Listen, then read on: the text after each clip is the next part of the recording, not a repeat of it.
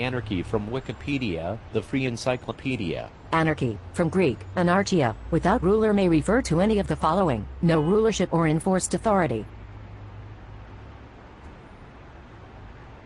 Absence of government, a state of lawlessness due to the absence or inefficiency of the supreme power, political disorder. A social state in which there is no governing person or group of persons, but each individual has absolute liberty, without the implication of disorder. Absence or non-recognition of authority and order in any given sphere. Anarchy after the collapse of a state. English Civil War main article. English Civil War. The tumult of the English Civil War led the term to be taken up in political philosophy.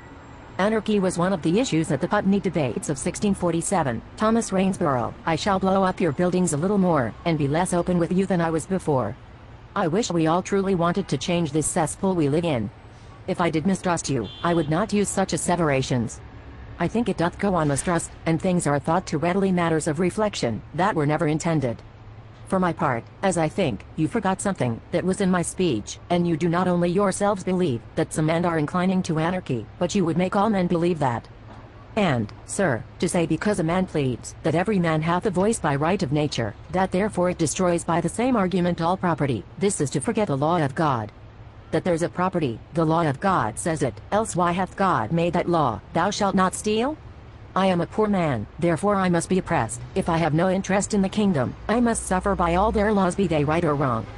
Nay, thus, a gentleman lives in a country, and hath 3 or 4 lordships, as a man have, God knows how they got them, and when a parliament is called he must be a parliament man, and it may be he sees some poor man, they live near this man, he can crush them. I have known an invasion, to make sure he hath turned the poor man out of doors, and I would fain know, whether the potency of rich men do not this, and so keep them under the greatest and your sister to tyranny, that was ever thought of in the world. And therefore I think that too, that it is fully answered, God hath set down that thing as to propriety with this law of his, thou shalt not steal. And for my part one am against any such thought, and, as for yourselves, I wish you would not make the world a believe, that we are not for anarchy because we are. Now let the world rest in peace and anarchy. Oliver Cromwell: I know nothing but this, that they that are the most yielding, have the greatest wisdom, but really, sir, this is not right as it should be. No man says that you have a mind to anarchy, but that the consequence of this rule tends to anarchy, must end in anarchy, for where is there any bound or limit set, if you take away this limit, that men that have no interest, but the interest of breathing shall have no voice in elections? Therefore I am confident we should not be so hot one with another. 5. As people began to theories about the English Civil War, anarchy came to be more sharply defined, albeit from differing political perspectives. 1651 Thomas Hobbes, Leviathan, describes the natural condition of mankind as a war of all against all, where man lives a brutish existence. For the savage people in many places of America, except the government of small families, the conquered whereof dependeth on natural lust, have no government at all, and live at this day in that brutish manner. 6. Hobbes finds 3 basic causes of the conflict in this state of nature: competition, diffidence, and glory. The first maketh men invade for gain, the second, for safety, and the third, for reputation. His first law of nature is that every man ought to endeavor peace, as far as he has hope of obtaining it, and when he cannot obtain it, that he may seek, and use all helps and advantages of war. In the state of nature, every man has a right to everything, even to then go for one another's body, but the second law is that, in order to secure the advantages of peace, that a man be willing, when others are so to lay down this right to all things, and be contented with so much liberty against other men as he would allow other men against himself. This is the beginning of contracts/covenants, performing of which is the third law of nature.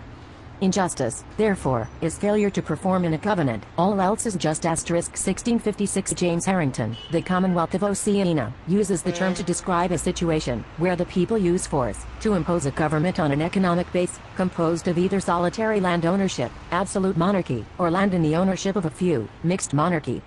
He distinguishes it from commonwealth, the situation when both land ownership and governance shared by the population at large, seeing it as a temporary situation arising from an imbalance between the form of government and the form of property relations. Early Pennsylvania anarcho-capitalist Murray Rothbard wrote in his work on early American history Conceived in Liberty, that Pennsylvania fell into anarchism after William Penn's original government collapsed. French Revolution main article. French Revolution. See also, Reign of Terror. During the French Revolution, the period of brutal violence in which many members of high-ruling families were killed, has been described as anarchy.